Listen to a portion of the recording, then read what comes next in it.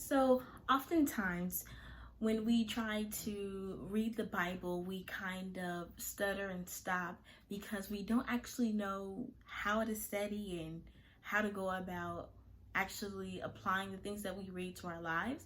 So, in today's video, I am going to go over one of the methods of how to study the Bible, and that is using the SOAP method. And it starts right now. Okay, the SOAP method is, like I said, one of the ways to study the Bible. And SOAP stands for Scripture, Observe, Apply, and Pray. So in today's example, I will be using Psalms 46 and 10 as the scripture portion. So Psalms 46:10 says, "Be still and know that I am God. I will be exalted among the heathen.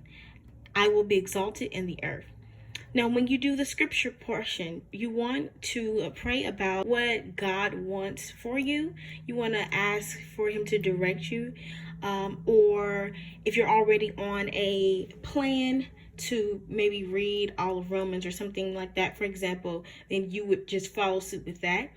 Now, you would have to write down each scripture. And I know that when you're reading larger passages, that might be daunting, but it's very important to write it down as well as read it aloud, because all of these things, the auditory, you actually writing it down and seeing the scripture, will help you with remembering the scripture and storing it for later use. Okay, so that's very important. So even when you have longer, just challenge yourself to write it all down. But for today's example, of course, I'm using something a little bit shorter, just so we can get the full example. So once you complete the scripture portion, you move on to observe. And so when you do the observe, you point out different key symbols in the scriptures that you have read, any words that stick out, phrases, anything key that you think, oh wow, this is something important from the scriptures. And so for me, I said, be still, stop, pause, and reflect on God. Know who He is, acknowledge His power, and exalt Him. Focus on Him, because even non-believers will do it. So how much more should I? Since I am blessed with first-hand knowledge of the attributes of my Savior. And this is just a really short, the observation will, of course, can be shorter than this. It can just be simple words. It doesn't have to be sentences. It can be longer than this, of course, especially depending on how long your scripture is. It's just anything that jumps out to you. And of course, the more you read, the more observations you're going to make. Okay. And then the next portion of that is to apply. And apply is personal application. So when you do your observations, you can make them personal, but a lot of these can also just be general observations of what you think are key terms or key thoughts in the scripture. So what do you think is the overall context of the scripture, and what do you think the general application can be? The application point, the A, has to be personal for you. And so that's why I said, personally, I need to take time each day to pause, to be still, and to think about God.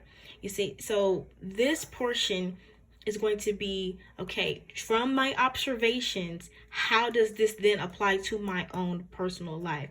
And see, the beauty of this is that a lot of times we read our scripture, we can even observe, different things that we find that the scripture is about. But a lot of times the application of that to us personally is the point where we reach the difficulty. And so when you actually write it out and take the time to think about it, then you can really get in deeper with the studying the word and really having the word transform you, because you're taking the time, which is another reason why I think this scripture is so apropos to even just discussing this method. Okay, and so then you hit the prayer portion. Of course, you're going to pray to yourself, but write down your prayers. Write down the overall theme of the prayer. So my prayer is that God will visit me in my stillness, that I will grow from these quiet times spent with Him.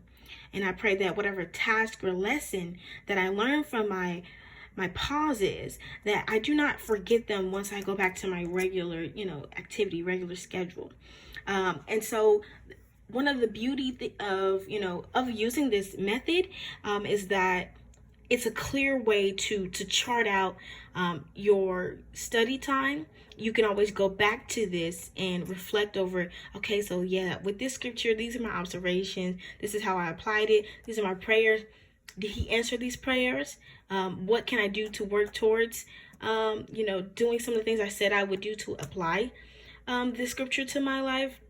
It's also, it's a good way to, say you're in a rut and you don't know what to study, and then you go back over your notes from when you've used this method, and you see, oh my God, like I got so much just from this scripture. Let me revisit this. What else can I gain, or can I, relearn the lessons?